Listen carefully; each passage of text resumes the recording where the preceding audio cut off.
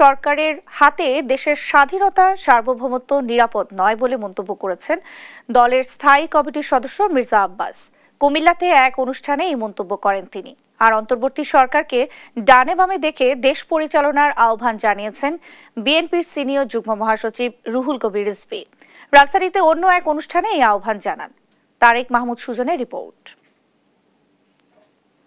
বৃহস্পতিবার সকালে জাতীয় প্রেস ক্লাবের সামনে উত্তরাঞ্চল ছাত্র ফোরামের মানববন্ধনে যোগ দেন বিএনপির জ্যেষ্ঠ যুগ্ম মহাসচিব রুহুল কবির রিজভী। অন্তর্বর্তী সরকারকে ডানে বামে দেখে দেশ পরিচালনার আহ্বান জানান তিনি।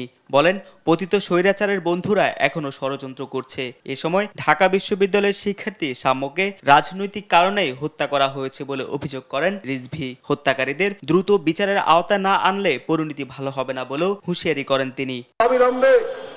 সামনে যেভাবে হত্যা করা হয়েছে তার রাজনৈতিক শত্রু কারা আমরা একটু আভাস পাচ্ছি।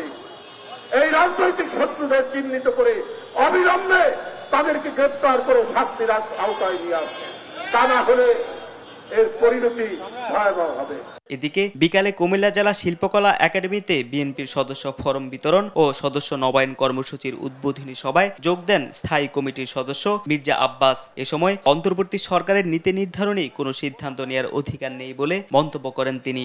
অন্তর্বর্তীকালীন সরকার নির্বাচন দেওয়া সরকার, দেশের কোন নীতি নির্ধারণী বিষয়ে সিদ্ধান্ত নেওয়ার অধিকার তাদের নাই।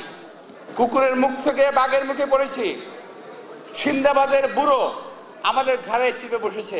আগামী শনিবার খুলনা ও বরিশাল বিভাগের সমন্বয়ে খুলনায় অনুষ্ঠিত হতে যাওয়া সমাবেশস্থল পরিদর্শন শেষে দুপুরে খুলনা প্রেস ক্লাবে কথা বলেন যুবদলের কেন্দ্রীয় সংসদের সভাপতি আব্দুল মোনায়েম মুন্না। শেখ হাসিনার যে সময়কালটা সমাবেশে তারুণ্যের মহামিলন ঘটবে উল্লেখ করে তিনি জানান, একটি বৈষম্যহীন আধুনিক ন্যায্য ও মানবিক বাংলাদেশ বিনির্মাণের প্রত্যয় ব্যক্ত করাই এই সমাবেশের মূল উদ্দেশ্য।